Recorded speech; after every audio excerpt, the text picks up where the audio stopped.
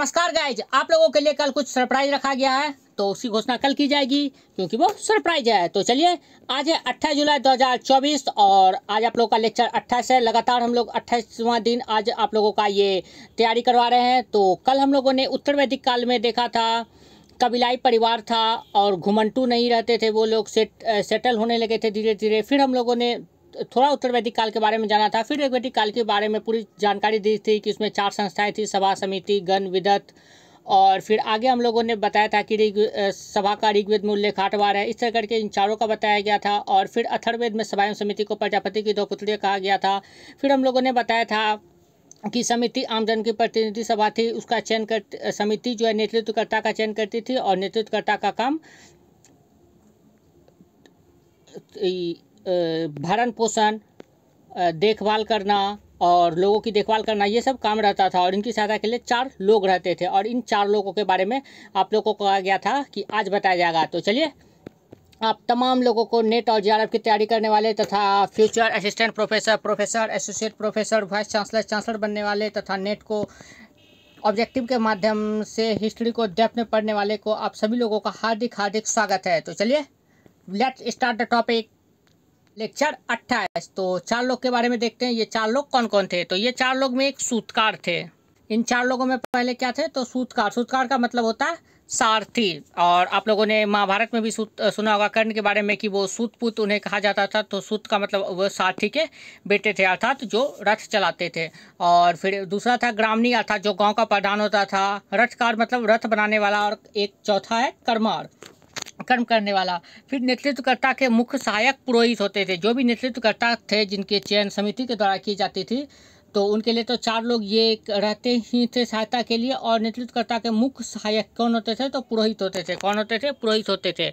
और बाद में इस पुरोहित का पद वंशानुगत हो गया। पहले तो योग्यता के अनुसार चुनाव होता था, लेकिन बाद में इसका पद वंशानुगत हो गया, वंश के अनुसार होने लगा।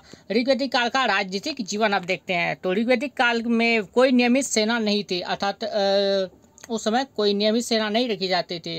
राजा नेतृत्वकर्ता भूमि का स्वामी नहीं होता था। राजा भूमि का स्वामी भी नहीं होता था, केवल उसका कार्य रक्षा और भरण पोषण करना था, अर्थात लोगों को सेफ्टी प्रदान करना, उनके भरण पोषण का ध्यान देखना, ये सब कार्य राजा का होता था, अर्थात नेतृत्वकर्ता का। गुप्तचर को ऋग्वैदिक काल में अस्पस कहा जाता था। क्या कहा जाता था, अस्पस। ये डायरेक्ट एग्जाम में क्वेश्चन पूछ लिया जाता है। 7वें मंडल में उल्लेख है किसका, तो एक राजा और 10 अन्य राजाओं के बीच युद्ध का, यह 7वें मंडल में उल्लेख है। तो एक राजा कौन था, उस राजा का नाम था सुदास, जो कि भरत वंश के थे। भरत वंश के सुदास राजा और 10 अन्य राजा। और इस 10 अन्य राजा में एक महत्वपूर्ण राजा थे जिनका नाम था पुरु। और इस 10 राजा के बीच और इस सुदास के बीच जो युद्ध हुआ था, इसी को 10 रागी युद्ध भी कहा जाता है। ओके, ये एक राजा जिसका नाम सुदास था और 10 अन्य राजाओं के बीच युद्ध हुआ था। और इसमें सुदास अर्थात एक राजा की ही जीत हुई थी। और ये 10 अन्य राजा जो थे, इसमें 5 आर्य थे और 5 अनार्य थे, अर्थात 5 आर्य से संबंधित थे और 5 अनार्य थे। और यह युद्ध जो है, यह पुरुषनवी नदी अर्थात रावी नदी के तट पर हुआ था। कौन सा रूप, तो ये दसरागी युद्ध। और सुदास राजा के गुरु वशिष्ठ के शिष्य थे।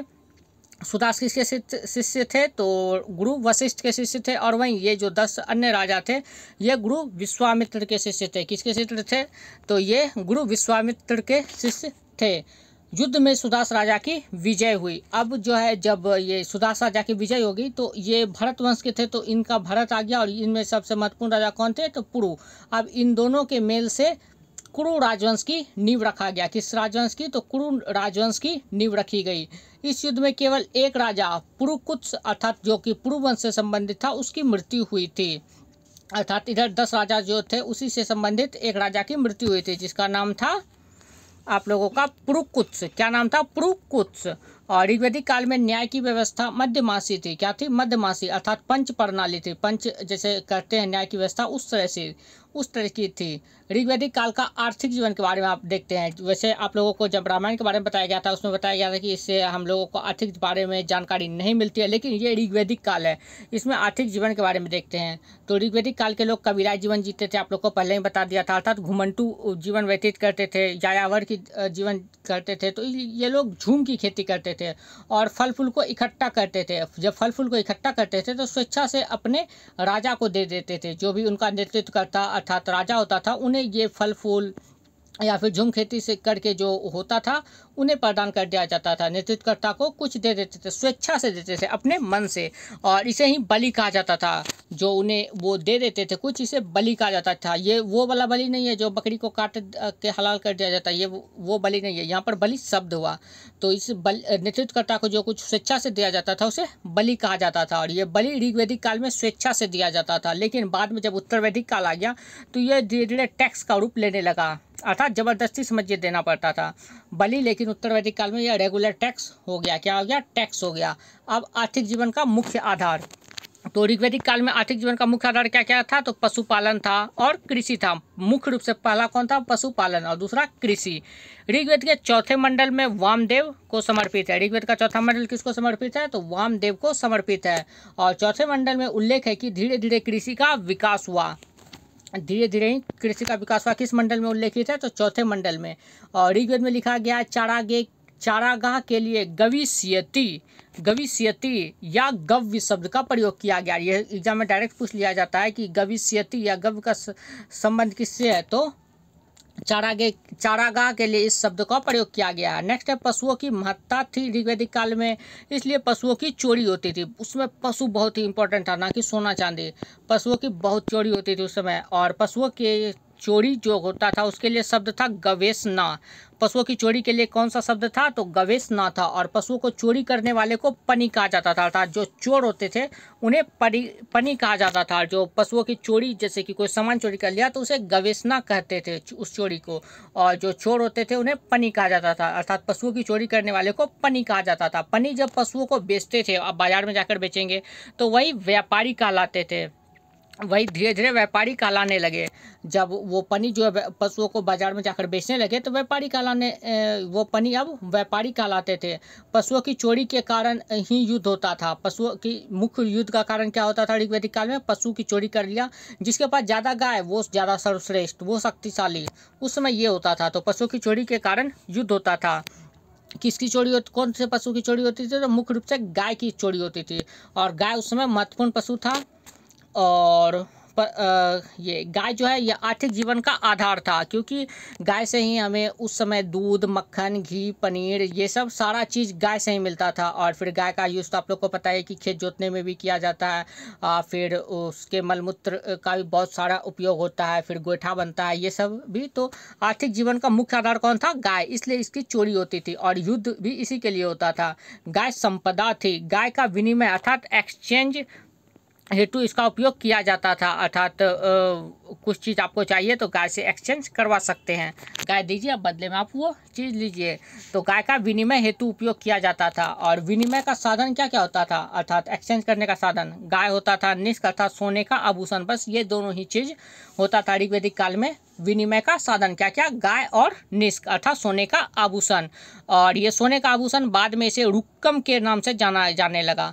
शुरू में तो निष्क कहा जाता था, अगर एक्सचेंज करना है तो सोने का आभूषण को निष्क कहा जाता था, और बाद में इसे इस सोने के आभूषण को ही रुक्कम के नाम से जाना गया। किस नाम से? रुक्कम के नाम से जाना गया। अब आगे पशुधन के लिए रई शब्द का उल्लेख है। पशुधन के लिए किस शब्द का उल्लेख है? रई शब्द का उल्लेख है। रो जो हर्षिकर ई, रई शब्द का उल्लेख है। और पशुधन हो गया गाय। गाय जो है एक आइटम थी और एक ऑब्जेक्ट थी। क्या थी? एक आइटम थी, an item and an object थी। और ऋग्वेद का महत्वपूर्ण पशु कौन था? तो घोड़ा था। ऋग्वेद का सबसे अगर महत्वपूर्ण पशु पूछ लिया जाएगा तो सबसे महत्वपूर्ण पशु घोड़ा हो जाएगा। देख लीजिए यहाँ पर आप लोग को लिखा गया गाय महत्वपूर्ण पशु थी, ना कि सबसे महत्वपूर्ण पशु। अगर सबसे महत्वपूर्ण पशु पूछा जाएगा तो सबसे महत्वपूर्ण पशु हो जाएगा घोड़ा। सबसे महत्वपूर्ण पशु ऋग्वेद का कौन हो जाएगा? तो घोड़ा। ओके, सबसे महत्वपूर्ण पशु यहाँ पर लिख दीजिएगा आप लोग। तो ऋग्वेद का सबसे महत्वपूर्ण पशु कौन हो गया? घोड़ा। ऋग्वेद के शिल्प कौन कौन थे? शिल्प मतलब क्राफ्ट, तो बढ़ई थे। बढ़ई को तक्षण कहा गया। ऋग्वेद में बढ़ई को क्या कहा गया? तक्षण। तक्षण का होता है शिल्पियों का जो मुखिया था।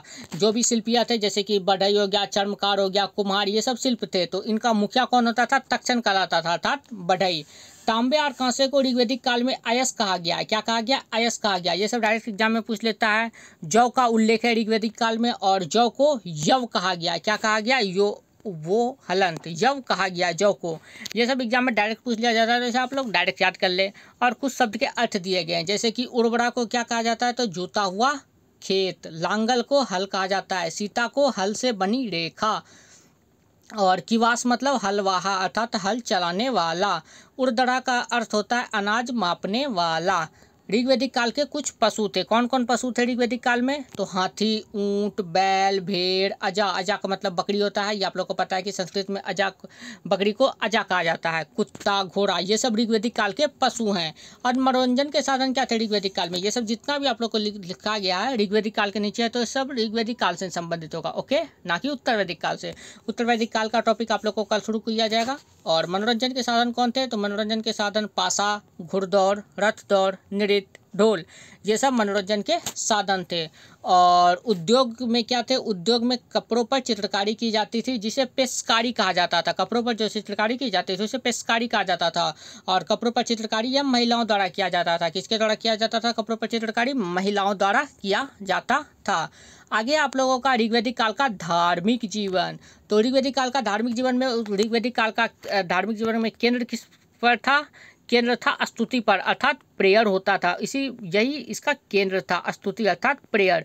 और स्तुति का उद्देश्य क्या था? स्तुति क्यों करते हैं आप लोग ही? अभी भगवान की स्तुति क्यों करते हैं? भगवान मेरा नेट क्वालिफाई कर दे, जेआरएफ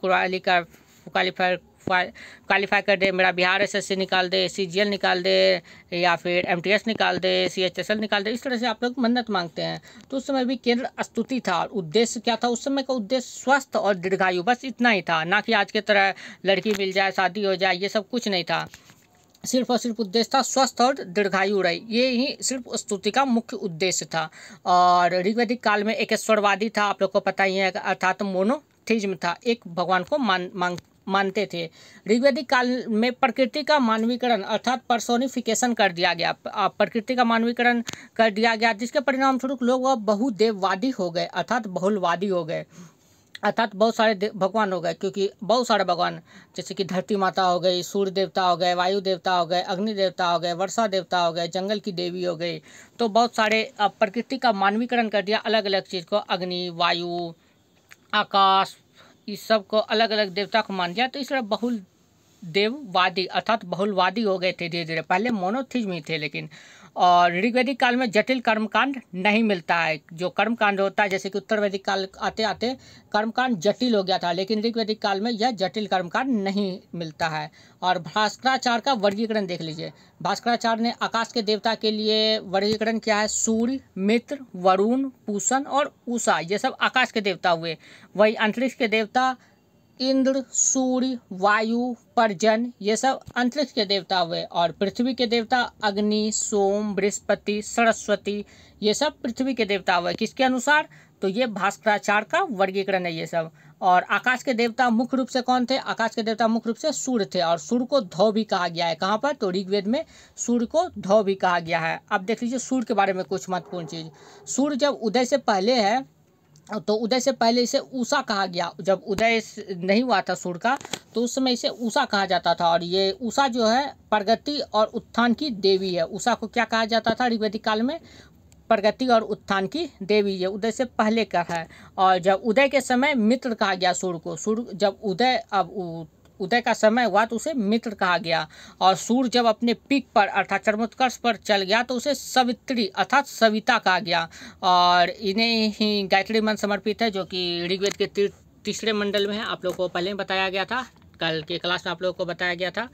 तो ऋग्वेद, ये सूर्य जब पीक पर होता है तो इसे सवित्री अर्थात सविता कहा गया है। और इन्हें ही गायत्री मंत्र समर्पित है। तो आज का लेक्चर आप लोग का कंप्लीट होता है। और फिर कल हम लोग इसके आगे देखेंगे कि उदय से पहले और अस्त के बीच के समय को अश्विन नासत कहा गया। और ऋग्वेद में चिकित्सक, ये अश्विन को ही ऋग्वेद में चिकित्सक कहा गया था। और फिर इन्होंने ही सबसे पहले सर्जरी किया था।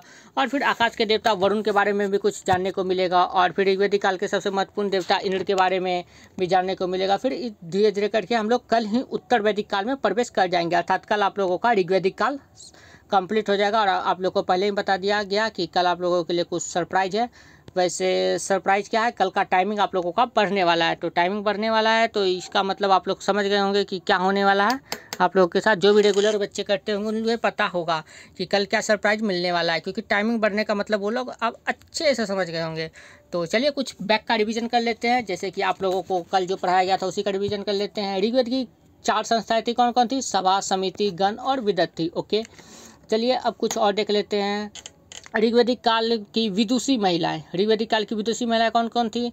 विश्वारा, अपाला, घोषा, सूर्या, सिक्ता, लोपामुद्रा, ये सब ऋग्वैदिक काल की विदुषी अर्थात विद्वान महिला थी जिन्होंने मंत्र का रचना किया था। ऋग्वेद में 10वें मंडल में पुरुषों का जो वर्णन किया गया है, तो इसमें किस पुरुष का वर्णन है? तो विराट पुरुष, आदि पुरुष या फिर महापुरुष का वर्णन है। ओके, वैदिक संस्कृति या काल, इसका टाइम पीरियड बताइए फटाक से। तो 1500 ईसा पूर्व से लेकर 600 ईसा पूर्व, बिल्कुल सही। ऋग्वैदिक काल का टाइम पीरियड 1500 से 1000 ईसा पूर्व, बिल्कुल सही। ओके, चलिए अब कुछ बहुत बहुत ज़्यादा पीछे चल जाते हैं ताकि देखते हैं कि आप लोग को याद है या नहीं। तो कुछ पीछे चल आते हैं। अशोक के अभिलेखों की खोज किसने की थी? फटाक से बताइए। टी पेंथेलर ने की थी। किसने की थी? टी पेंथेलर ने। वहीं सर्वप्रथम अशोक के अभिलेख को किसने पढ़ा था? जेम्स प्रिंसिप ने पढ़ा था। किस भाषा में पढ़ा था? ब्राह्मी लिपि में पढ़ा था। तो चलिए मिलते हैं नेक्स्ट वीडियो में।